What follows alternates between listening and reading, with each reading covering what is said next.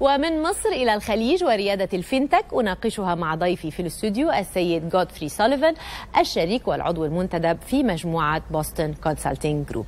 سيد غودفري أهلا وسهلا بك. كل صناعة تحتاج إلى بيئة حاضنة لها، إلى أي مدى الإيكو سيستم في منطقتنا تحديدا في الخليج مجهز لاحتضان ورعاية ريادة الفنتك؟ Excellent. Well, firstly, thank you for having me on the show today, Zaina. Absolutely right. Fintech, like any other, requires a broad ecosystem of players in order for it to be successful.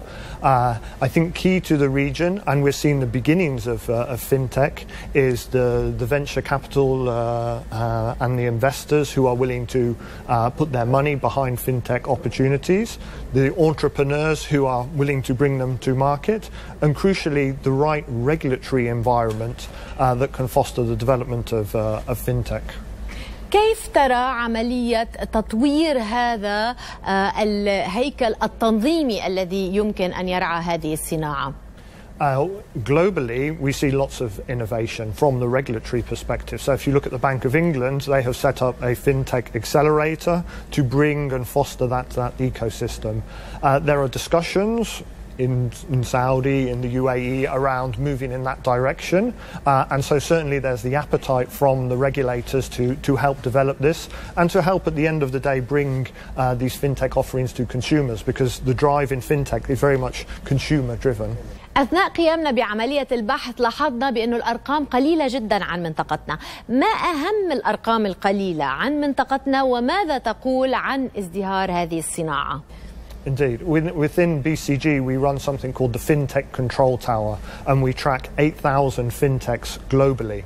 What we're seeing within the region is that in the GCC currently accounts for 7% of fintechs in the Middle East and Africa. The focus of these fintechs is very much on payments, and 40% of those players are focused on the payments market. What the overall numbers tell us, however, is that although it's beginning and it's growing very strongly, this is still in the nascent stage. So we still have a long way to go before we're at the scale of the US and Europe and Asia, clearly. المصارف التقليدية في منطقتنا هل تنظر إلى الفنتك على أنه فرصة أم خطر على عملياتها؟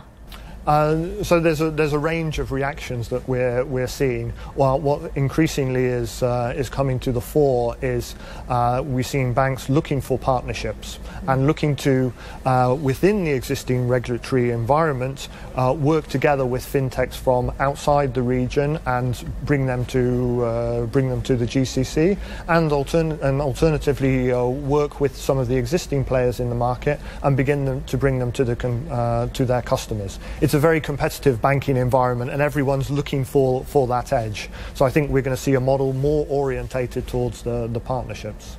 عالميا هل يمكن الحديث عن نتائج واضحة لقرار بعض المصارف التقليدية خوض غمار صناعة الفنتك؟ The banking industry globally is under enormous pressure, and the advent of these range of new technologies is having a fundamental impact on how customers are served by their banks. We are seeing that the banks who have been the most aggressive in terms of developing their capabilities, and you look at Barclays, you look at BBVA, we are seeing them begin to bring those offerings to their consumers and have a very tangible impact on the overall business performance.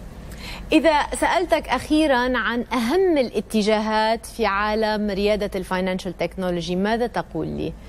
One of the hottest trends at the moment is clearly around the blockchain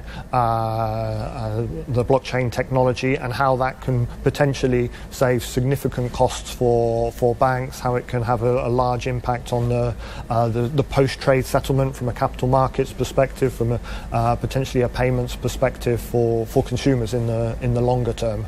But I think the key message is all around how this technology is going to make banking and money easier for consumers, and this is really what's driving these trends. هل يمكن أن تشرح ببساطة معنى البلوكتشين تكنولوجي؟